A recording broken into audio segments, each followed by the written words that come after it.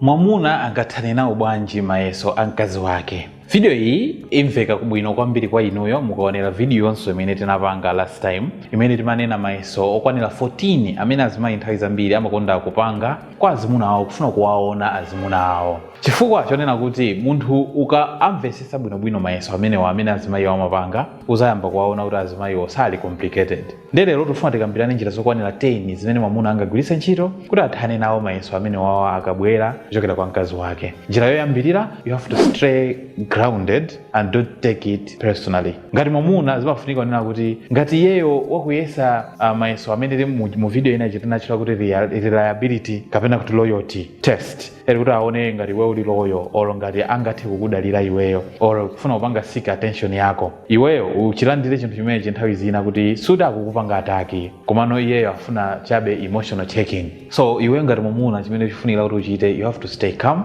Komanso being calm ukuyena usapange react ndi ego or anger chifukwa ukaonesa kukwiya or ukaonesa umuna wako mozikweza mozimva pamenepo umakhala zapanga konfimu mafears ake amkazi uja cholinga cha mayeso chimene iye anayikira chija ndi zimafunika usapange feed that. Komanso chinthu chimene mwamuna angathe kuchipanga ndicho respond with clarity and not confusion. Mzimayi akabwera moteromo iweyo umuyankhe mofuna kupanga seek clarity osati udzesebe papitirire confusion pakati pano. So when she says or does anything unclear, mzimayi akakhatu wapanga china chake chimene sukuchimva bwino or sukuchiona bwino because azimayi ndeni madolo panga zimezi, iweyo usapange play my mind games. Komanso usapange for her trap. Iweyo you have to simply ask her unena kuti inetu I want to understand you better. What do you really mean by that? Mfusa mzimayi kuti inetu sukuti ndichani ndingofuna ndimvesese kuti ukutanthauza chani, so tandifotokozere bwinobwino. Ukatero umakhala kuti wampanga disarm ma hidden tension amene iyeyo anali nawo, and izi zimathandizira kupanga build real trust kuti mukhulupirirane zenizeni. Chinthu china chimene munthu wamuna akuyena kupanga ndicho be consistent with your words and actions. Pa nthawi imene mzimayi wakubweresa mtimayesero tofuna kukuyesani ngati timene titi, chimene mungadziwe nchonena kuti matest ambiriwa mayeso amene mkazi amabweretsa kwa mwamuna amapanga vanish chifukwa chonena kuti mwamuna uja ali predictable, amakudziwa kuti olo ndikamuyese izi sizikagwira chifukwa chonena kuti iweyo you are honest komanso kumpasa nthawi yake komanso kuonesa ndi true effort pa iyeyo. So iyeyo chakangoona kunena kuti reliability yake ili bo, atha kukudalira bwinobwino pa zinthu zonse zimene iyeyo akufuna, amasiya checking for it, amasiya kukuyesa mayesero pa zinthu ngati zimenezo. Komanso chinthu china cha number 4 chimene mzibambo akuyena kuchipanga, mzimayi akamabwera ndi mayeso siyanasiyana ndicho timati you have to lead calmly, not controlling, kudekha. So if she is emotional or testing boundaries, akhaura kuyesa kaya mayesero, iweyo you have to lead the situation with patience. Ulide situation yo ndi kupirira kwako and not power. So mwachitsanzo tinene kuti I get that you feel uncomfortable. Umuza mzimayi uja kuti ndikumvesesa kuti iweyo uli uncomfortable, tiyeni tikambirane kuti kodi vuto ndichani. So film calmness imene iyi imapanga any respect faster kuchokera kwa mzimayi rather than iweyo kukhala kumpanga dominate, kuoneka ngati kumulalatira, kumuoneka ngati iye uja ndionyozeka ndi wapansi, zimene akupanga nzopanda mzeru sizimathandiza kwenikweni. Komanso chinthu china chimene mzibambo akuyena kupanga ndicho timati don't reward manipulation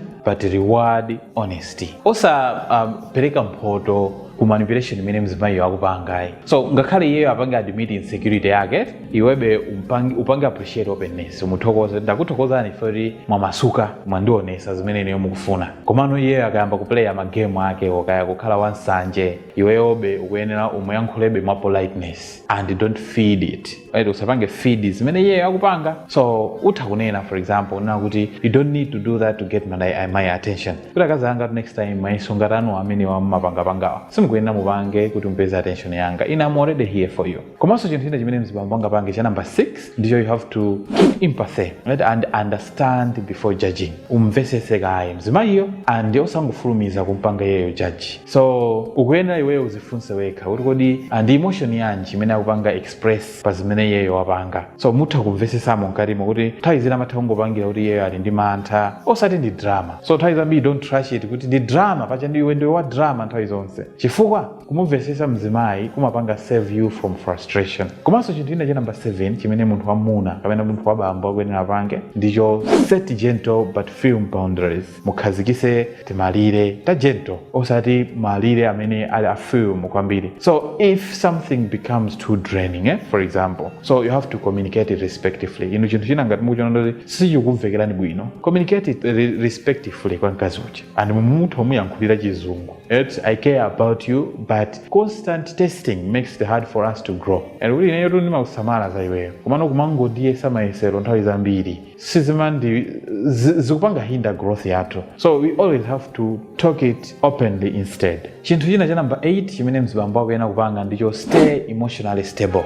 Mzimayi akakubweretserani mayesero ngati amene wawo inuyo tayesesani kukhala stable. Mzimayi nthawi zambiri amankonda mwamuna amene samangoluza control zinthu zina zilizonse. So akakuona kuti iweyo uli calm pa nthawi imene ili ya stress, zimapanga dissolve need yake yofuna kuyesa strength ya iweyo. Komanso chinthu cha number 9, keep your own life balanced. Ngati mwamuna zimafunika umoyo wakowe usaluze zinthu zina zimene iweyo umapanga, kaya ni ma hobbies, kaya ni ma goals ako amene uli nawo, kaya uli ndi azinzako. Papa lazimuna ena basi ndasiya kucheza ndi azinzanga cholinga ndifuna ndipange prove chikondi changa kwa mkazi. Izinso zimatha kuonongera zinthu. Chimene mungadziwe nchona kuti azimayi amalemekeza mwamuna amene amasunga structure ali ndi dongosolo la kachitidwe kake ka zinthu komanso purpose. Ndi chifukwa chake nthawi zina azimayi amatha kumujesa khuzumule mwamuna uja akapusa pa nyumba pake amayambanso kuwabowanso. Koma ngakhale wojesa khuzumulali ndani aliwo asa kuchoka kungokhala nkhonde ndikuyambanso kuwabowanso. So mzimayi nthawi zambiri amakonda mwamuna amene ali wa structure komanso ali ndi purpose. Imeneyo ndiyo stability, not selfishness. Ndiye ndikuloyeseni ku chinthu cha number 10 chimene